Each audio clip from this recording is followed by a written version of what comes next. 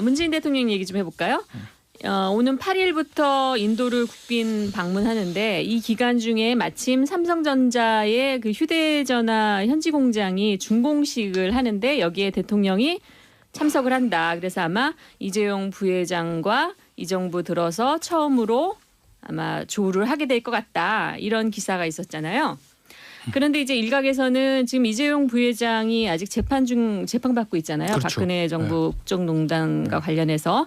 그런데 이렇게 재판이 진행되고 있는 이재용 부회장을 대통령이 만나서 격려하고 하는 것이 이게 적절하냐 뭐 이런 이제 지적들도 있더라고요. 뭐 저는 무리했다고 보진 않아요. 그렇다고 예를 들어서 이재용 부회장을 문재인 대통령 공식 석상을 만나서 악수하고 사진 찍고 했다고 해서 무죄야? 뭐 이런 건 아니거든요. 아니 근데 그동안은 굉장히 삼성을 멀리했잖아요. 그렇죠. 그 정말 부분이에요. 가까이 하기에는 부담스러운 그렇죠. 존재였잖아요. 네, 굉장히 가까이 하는 부담스러운 어떤 부분인데 왜냐하면 삼성 이재용 부회장은 박근혜 전 대통령과 한묶음으로 지금 엮여 있으니까 그렇죠. 적폐청산이란 대상이니까. 그런데 그걸 알매도 불구하고 청와대에서 인도까지 가서 대통령 인도 국빈 방문하는 와중에 삼성의 공장 준공식에 참석을 하고 거기서 이재용 부회장과 테이프 커팅하고 사실 그냥 이 모습을 연출하겠다. 라는 게 과연 무엇일까 청와대 메시지가 아마도 지금 사실은 일자리 문제나 이런 문제에서 사실 경제적 성과가 좀 나타나지는 않거든요. 네. 그러니까 아무래도 사실은 너무 기업을 옥죄는 거 아니냐라는 어떤 재계에 좀 불만이 있었고 그런 부분들을 조금 달래고 조금 친기업적으로 방향을 좀 틀 수도 있는 건 아닌가. 더군다나 얼마 전에 문재인 대통령의 수보회의에서 하반기에는 기업 방문 많이 할 테니까 일정을 늘려라는 데 지시를 했다는 거 아니겠어요? 지금 뭐 겉으로는 소득주도 성장을 철폐한 건 아니지만 아까 말씀드린 경제수석을 관료 출신으로 놓고 그 다음날 규제개혁에 대해서 굉장히 강한 톤의 비판을 하고 기업 방문을 늘리겠다는 얘기 거기다가 이번에 이재용 부회장과의 어떤 조우를 만들었다는 그것을 보면 청와대 내부에서 경제정책 기류가 완전히 선회는 아니겠지만 조금 친기업 쪽에 어떤 방향을 조금은 변할 수 있을까 하는 생각을 좀 해봐요. 네, 완벽한 변침은 아닐지언정. 이런 해석에 대해서 어떻게 생각하세요? 문재인 대통령을 잘 모르고 공학적으로 보시면 그래요. 일단 그냥 드러난 사실관계만 보면 인도 국빈 방문하시잖아요. 그 일정 누가 정합니까? 대통령이 정하는 거 아니잖아요. 초청하는 쪽에서 정하잖아요. 그다음에 삼성전자 현지 공장 준공식 이거 이때쯤 문재인 대통령이 국빈 방문할 것 같으니까 거기에 준공식을 맞추자 그럽니까? 아니잖아요. 근데 국빈 방문을 가는데 거기에 우리나라 기업이 현지 공장을 준공합니다. 안 갑니까? 그럼 가줘야죠 당연히. 이거 이상 뭐 있어요? 그러니까 그냥 우연이다. 우연이다. 아무 의도도 없다. 그 말씀이십니다. 원래 또 그런 분위기고요. 우연의 일치라는 건데 대통령의 행동 하나하나가 우연의 일치로 뭐가 맞아떨어질지언정 거기서 나오는 시장에 읽히는 메시지들 청와대에서 고려 안 할 리가 없거든요. 그럼에도 불구하고 했다라는 거는 저는 일정한 의도가 있다고 보는 거죠. 두 분이 역시나 의견이 갈리시는군요. 청와대의 국민연금 인사 개입 논란입니다.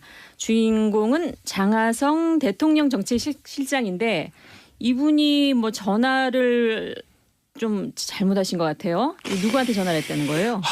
그러니까 이게 좀 제가 좀 타임라인대로 좀 말씀을 좀 드려야 되는데 장하성 청와대 정책실장입니다. 근데 지금 국민연금의 기금운용본부장이 비어 있죠. 1년째 비어 있다면서요? 그렇죠. 근데 이제 기금운용본부장이 왜 이렇게 중요한 거냐면 우리나라 국민연금을 실질적으로 운영하는 사람이에요. 600조라는 거죠? 600조. 600조로 굴리는 사람이죠. 그렇죠. 외국 뉴욕 월가에 나타나면 월가의 그 유명한 펀드 매니저가 금융사 대표들 다 영접을 나온다는. 대단한 자예요. 그렇죠. 600조를 굴리니까 그렇죠. 얼마나 큰 손이에요.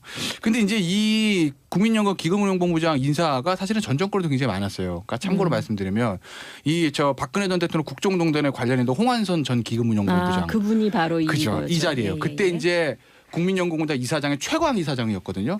근데 두 사람 사이에 알력이 있었다는 얘기가 있어요. 왜? 최광 이사장은 당시에 허태열 비서실장 라인이고 홍한선 본부장은 최경환 의원 당시 의원 라인이고 허태열 비서실장과 최경환 의원 싸우면 누가 이겨요? 그 당시에 엄청난 승부 아닙니까? 그러니까 두 사람이 이 힘의 이것 때문에 굉장히 알력이 많았다는 얘기들이 있었거든요. 그 정도로 홍한선 씨 최순실 라인 아니었어요? 아 그런가요? 어쨌든 최경환 의원이랑 대구고등학교 동문이니까 그래서 그 정도로 얘기가 있을 정도로 이 기금운용본부장이라는 게 중요한 자리고 그만큼 정부에서 인사에 개입을 하는 그런 개입이라고 그래야 되나 이게 이제 감나라 대출을 하는 자리죠. 그런데 이번에 이제 1년째 공석이 있으니까 공모를 해야 되지 않겠습니까? 네. 그런데 공모가 올 아마 2월 달에 있었다는 거예요. 네. 근데 공모 절차가 있기 전에 1월 달에 청와대에서 장하성 정책실장이 이분 곽태선 베어링 자산운용 대표한테 전화를 걸어서 명단 서로 전혀 모르는 사이인데. 네, 모르는 그쵸? 사이인데 명단을 보니까 내가 명단 올라온 거 보면서 당신 정말 괜찮은 것 같아. 학연 지원 어디다 휘둘리지도 않고 완전 전문가니까 제일 잘할 것 같아. 한번 지원해봐. 청와대 인사수석실에 전화가 갈 거야. 이렇게 얘기했다는 거예요. 국민연금공단에서 너를 굉장히 좋게 보는 것 같더라. 네. 뭐 이렇게 했다는 거 아니에요? 국민연금공단에서 이 명단이 올라왔는데 보니까 당신 제일 나은 것 같아. 그 인사수석실에서 실제로 전화가 갔다는 거예요.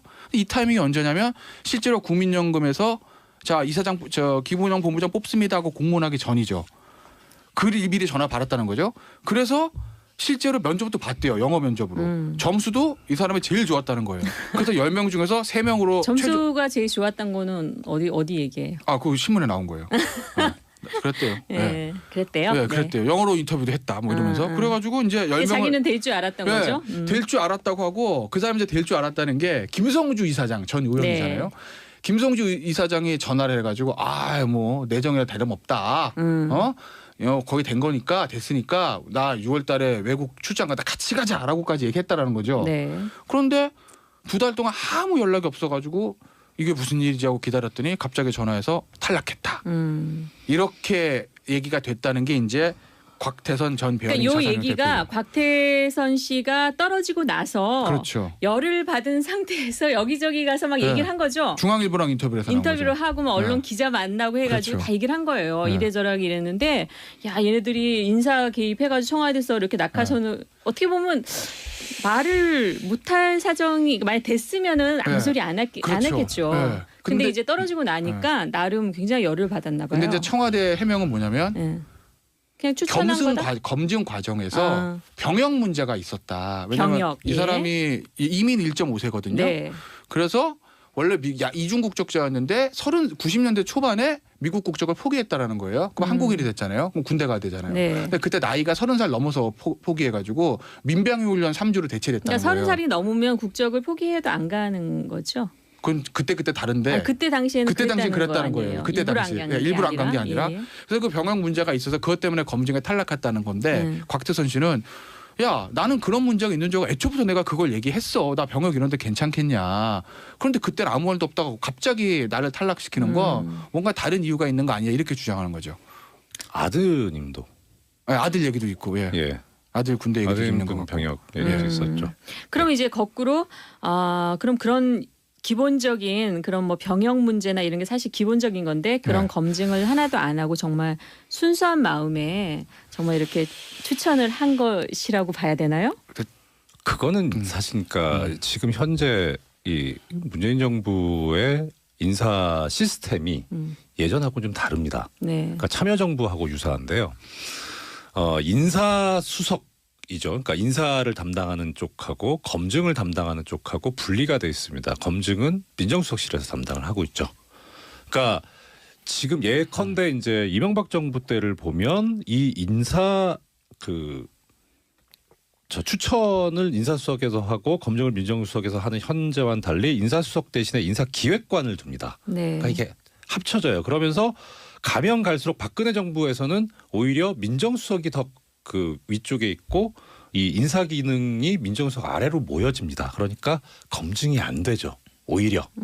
예, 그러니까 사실 추천을 하고 검증을 하는 과정들이 쭉쭉 필터링이 돼가면서 단계를 밟아야 되는데 거기선 지금 그래서 아까 이제 김태현 변호사님 말씀하셨던 대로 누구 라인이다라는 게 딱 극명하게 드러나 버리는 거예요. 그렇게 해서 뭐 나쁘게 말하면 나눠먹기가 되는 거죠. 이쪽은 이쪽 라인, 이쪽은 이쪽 라인 해갖고 나눠먹기가 돼서 이쪽은 이쪽에서 가져가고 이쪽은 저쪽에서 가져가고. 그러니까 검증이 끼어들 여지가 없는 거예요. 그런데 오히려 지금 이번에 이 곽태선 씨 이 일을 보면, 그러니까 모르겠습니다. 그 부분은 잘 모르겠어요. 그러니까 인사 쪽에서 이 병역에 관한 검증을 했는지 안 했는지는 사실은 잘 모르겠는데 일단 적어도 그 검증 업무의 주 파트는 민정수석실이고 거기서 보니까 자 병역이 문제가 있다 해서 걸렀단 말이에요. 지금 병역에 문제가 있다는 얘기는 청와대에서 좀 쪽에서 취재되는 나오는 청와대 쪽 얘기고 네. 이제 네. 다른 한쪽에서는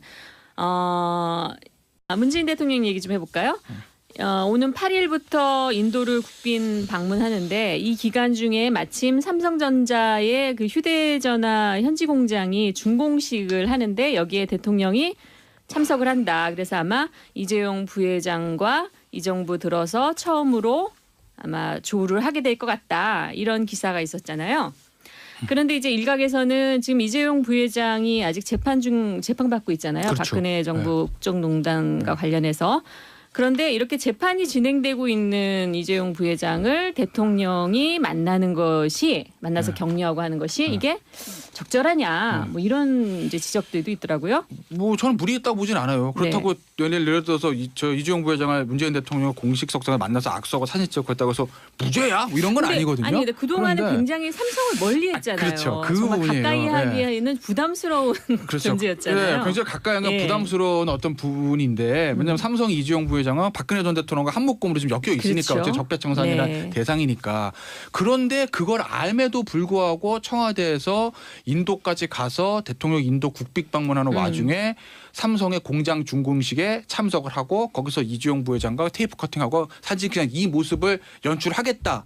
라는 게 과연 무엇일까 청와대 네. 메시지가 아마도 지금 사실은 일자리 문제나 이런 문제에서 사실 경제적 성과가 좀 나타나지는 않거든요. 네. 그러니까 아무래도 사실은 너무 기업을 옥죄는 거 아니냐라는 어떤 재계에 좀 불만이 있었고 그런 부분들을 조금 달래고 조금 친기업 쪽으로 방향을 좀 틀 수도 있는 건 아닌가. 더군다나 얼마 전에 문재인 대통령 수보회의에서 하반기에는 기업 방문 많이 할 테니까 일정을 늘려라는 데 지시를 했다는 거 아니겠어요?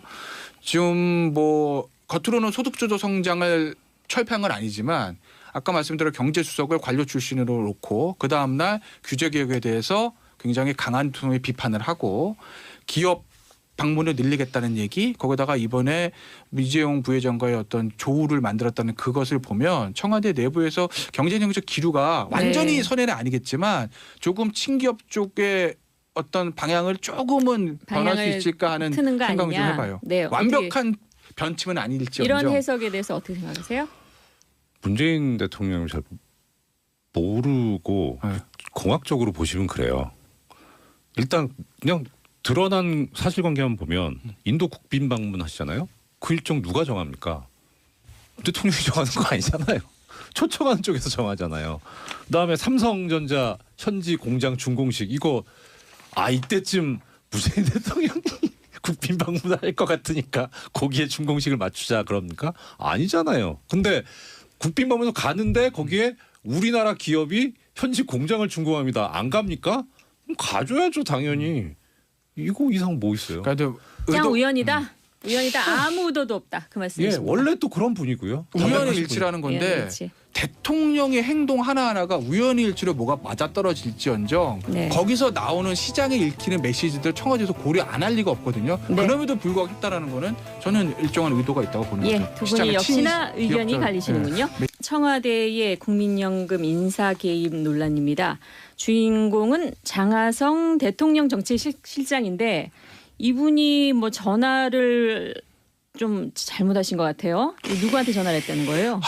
그러니까 이게 좀 제가 좀 타임라인대로 좀 말씀을 좀 드려야 되는데 네. 장하성 청와대 정책실장입니다. 근데 지금 국민연금의 기금운용본부장이 비어 있죠. 1년째 비어있다면서요? 그렇죠. 근데 이 기금운용본부장 왜 이렇게 중요한 거냐면 우리나라 국민연금을 실질적으로 운영하는 사람이에요. 600제, 그렇죠. 600조라는 거죠? 600조. 600조를 굴리는 사람이죠. 그렇죠. 외국 뉴욕 월가에 나타나면 월가의 그 유명한 펀드 매니저가 금융사 대표들 다 영접을 나온다는. 대단한 자리예요. 그렇죠. 600조를 굴리니까 그렇죠. 얼마나 큰 손이에요. 근데 이제 이 국민연금 기금운용본부장 인사가 사실은 전 정권에도 굉장히 많았어요. 그러니까 참고로 말씀드리면 이 박근혜 전 대통령 국정농단에 관련해서 홍한선 전 기금운용본부장. 그분이 바로 그죠. 이 자리예요. 예, 그때 예. 이제 국민연금공단 이사장의 최광 이사장이었거든요. 네. 근데 두 사람 사이에 알력이 있었다는 얘기가 있어요. 왜? 최광 이사장은 당시에 허태열 비서실장 라인이고 홍한선 본부장은 최경환 의원 당시 의원 라인이고 네. 허태열 비서실장과 최경환 의원 싸우면 누가 이겨요? 그 당시에 엄청난 승부 아닙니까? 그러니까 두 사람이 이 힘의 이것 때문에 굉장히 알력이 많았다는 얘기들이 있었거든요. 네. 그 정도로 공원선 씨 최순실 라인 아니었어요? 아 그런가요? 어쨌든 최경환 의원이랑 대구고등학교 동문이니까 그래서 그 정도로 얘기가 있을 정도로 이 기금운용본부장이라는 게 중요한 자리고 그만큼 정부에서 인사에 개입을 하는 그런 개입이라고 그래야 되나 이게 이제 감나라 대출하러 하는 자리죠. 그런데 이번에 이제 1년째 공석이 있으니까 공모를 해야 되지 않겠습니까? 네. 그런데 공모가 올 아마 2월 달에 있었다는 거예요. 네. 근데 공모 절차가 있기 전에 1월 달에 청와대에서 장하성 정책실장이 이분 곽태선 베어링 자산운용 대표한테 전화를 걸어서 서로 전혀 모르는 사이인데. 네, 모르는 그쵸? 사이인데 야 명단을 보니까 내가 명단 올라온 거 보면서 당신 정말 괜찮은 것 같아. 학연 지원 어디다 휘둘리지도 않고 완전 전문가니까 제일 잘할 것 같아. 한번 지원해봐. 청와대 인사수석실에 전화가 갈 거야. 이렇게 얘기했다는 거예요. 국민연금공단에서 너를 굉장히 좋게 보는 것 같더라. 네. 뭐 이렇게 했다는 거 아니에요? 국민연금공단에서 명단이 올라왔는데 보니까 당신 제일 나은 것 같아. 그 인사수석실에서 실제로 전화가 갔다는 거예요. 이 타이밍이 언제냐면 실제로 국민연금에서 자 이사장 기부운용 본부장 뽑습니다 하고 공문하기 전이죠. 그 미리 전화 받았다는 거죠. 그래서 실제로 면접도 봤대요. 영어 면접으로. 점수도 이 사람이 제일 좋았다는 거예요. 그래서 10명 중에서 3명으로 점수가 제일 좋았던 거는 어디 얘기예요? 그 신문에 나온 거예요. 그랬대요. 예, 네. 그랬대요. 네, 그랬대요. 영어로 인터뷰도 했다. 뭐 이러면서 그래가지고 이제 10명을 자기는 될 줄 알았던 거죠. 될 줄 알았다고 하고 그 사람이 이제 될 줄 알았다는 게 김성주 이사장 전 의원이잖아요. 네. 김성주 이사장이 전화를 해가지고 뭐 내정이라 다름없다. 거의 된 거니까 됐으니까 나 6월달에 외국 출장 가다 같이 가자라고까지 얘기했다라는 거죠. 네. 그런데 2달 동안 아무 연락이 없어가지고 이게 무슨 일이지 하고 기다렸더니 갑자기 전화해서 탈락했다. 이렇게 얘기가 됐다는 게 이제 곽태선 전 배우님 그러니까 이 자산운용 얘기가 대표. 곽태선 씨가 떨어지고 나서 그렇죠. 열을 받은 상태에서 여기저기 가서 막 네. 얘기를 한 거죠. 중앙일보랑 인터뷰를 해서 나온 인터뷰를 거죠. 하고 막 언론 네. 기자 만나고 해가지고 그렇죠. 다 얘기를 한 거예요. 네. 이래저래 이랬는데 야 얘네들이 인사 개입해가지고 청와대에서 이렇게 낙하선을 어떻게 보면 말을 못할 사정이 만약 됐으면은 아무 네. 소리 안 그렇죠. 했겠죠. 네. 근데 이제 떨어지고 나니까 나름 굉장히 열을 받았나 봐요. 근데 이제 청와대 해명은 뭐냐면 네. 그냥 추천한 거다. 검증 과정에서 아. 병역 문제가 있었다. 왜냐하면 병역, 이 사람이 이민 1.5세거든요. 네. 그래서 원래 이중 국적자였는데 90년대 초반에 미국 국적을 포기했다라는 거예요. 그럼 한국인이 됐잖아요. 그럼 군대 가야 되잖아요. 네. 근데 그때 나이가 30살 넘어서 포기해가지고 민병희 훈련 3주를 대체했다는 그러니까 거예요. 30살이 넘으면 국적을 포기해도 안 가는 거죠. 그건 그때 다른데. 그때 당시에는 그때 당시 그랬다는 거 거예요. 아니에요? 그때 일부러 당시 안 간 게 일부러 안 간 게 아니라. 예. 그래서 그 병역 문제가 있어서 그것 때문에 검증에 탈락했다는 건데 곽태선 씨는 야 나는 그런 문제가 있는 줄 알고 애초부터 내가 그걸 얘기했어. 나 병역 이런데 괜찮겠냐. 그런데 그때는 아무 말도 없다가 갑자기 나를 탈락시키는 거 뭔가 다른 이유가 있는 거 아니야 이렇게 주장하는 거죠. 아드님도 아들 얘기도 있고 예. 아들 군대 얘기도 있는 아드님도 거. 병역 얘기도 있었죠. 그럼 이제 거꾸로 그럼 그런 기본적인 그런 뭐 병역 문제나 이런 게 사실 기본적인 건데 그런 네. 검증을 하나도 안 하고 정말 순수한 마음에 정말 이렇게 추천을 한 것이라고 봐야 되나요? 그거는 사실 그러니까 지금 현재 이 문재인 정부의 인사 시스템이 예전하고 좀 다릅니다. 네. 그러니까 참여정부하고 유사한데요. 인사